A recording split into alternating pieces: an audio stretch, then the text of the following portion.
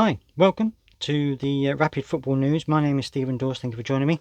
I'm here in my new set, so I hope it works out all right. I've got a bit of an issue with the microphone, so you can see it in this one, but hopefully that won't happen the next time.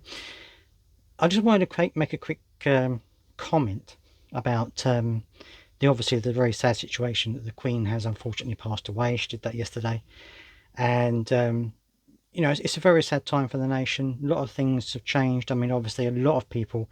She has been, there in Buckingham Palace or wherever she stays for their whole lives. I mean, certainly for me, I've not had an experience of a different monarch. It's always been the Queen.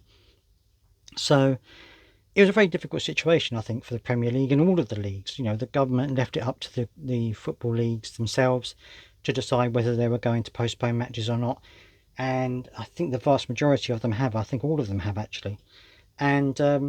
And you can understand the reasons why. There are many reasons why that might have happened, but there has been some condemnation, and there's been a lot of people who are saying, well, we can celebrate the Queen's life at the match. We can give a minute's silence or however long they want it to be. We can pay our respects to the Queen by doing that. We can honour her by doing that. And I would say, yes, you can. You can have a minute's silence. You can, or 2 minute silence, or have all the players wearing black armbands, which I'm sure they will in the next match anyway. That kind of thing has happened before. However, I would say that this is kind of unprecedented. I mean, it's like the head of the country, figuratively speaking, the figurehead now, but someone who's been the Queen for 70 years.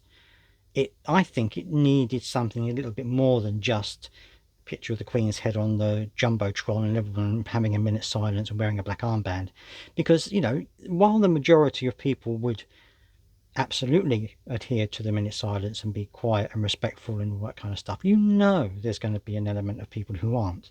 There are probably going to be people who are going to be cheering and celebrating, just as there have been on social media, and it's going to cause an issue. It's going to cause a problem, because there are going to be there could be fans who who would have a go at them for doing that. There could be trouble outside the ground because of this and things like that. It could become a bit of a farce. So I can understand why they've done it, because that way everyone is paying their respects by not playing the game. It's not like you've got half the crowd saying good riddance to her and things like that, and half the crowd respecting the minute silence. So I understand why they're doing it, but there is still this outcry, and obviously a lot of people are concerned because of the World Cup coming up in November, that it's another fixture that they've got to fit into a very packed calendar already.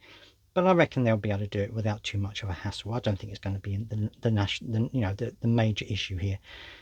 I think personally, it was a good decision for them to cancel the Premier League. I mean, let's face it. Football is a passionate sport. People love the game with a passion. People will do almost anything to watch their team play football. Travel thousands of miles to see their team play. I completely understand that. I feel exactly the same way.